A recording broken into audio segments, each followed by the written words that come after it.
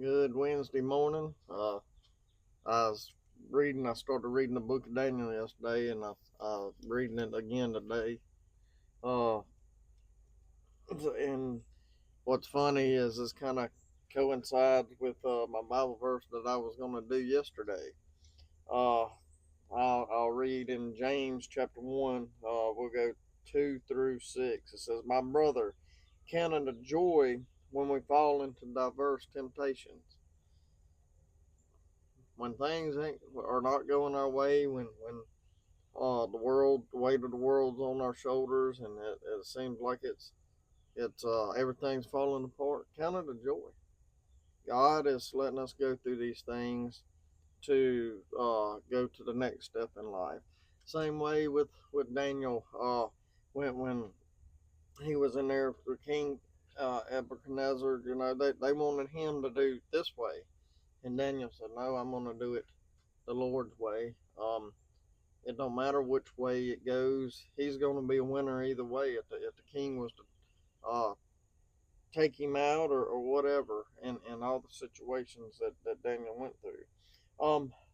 Verse 3 says, "Knowing this, that the trying of your faith worketh patience, uh, but let patience have a perfect work, that ye may be perfect and entire, wanting nothing. If any of you lack wisdom, let him ask God, that giveth to men all liberally, and upbraideth not, and it shall be given unto him. Let him ask in faith, not wavering, for he that wavereth is like the wave of a sea driven with the wind, uh, and tossed." Uh, you know, you can ask me how or why do you believe? How do you believe? Why is there God? You can say that was a coincidence that as far as this Bible verse yesterday, because usually when I have a Bible verse and the Lord changes it, I don't go back to that Bible verse. But today I was like, man, I'm gonna go back to that Bible verse for whatever reason. Well, it's good Lord.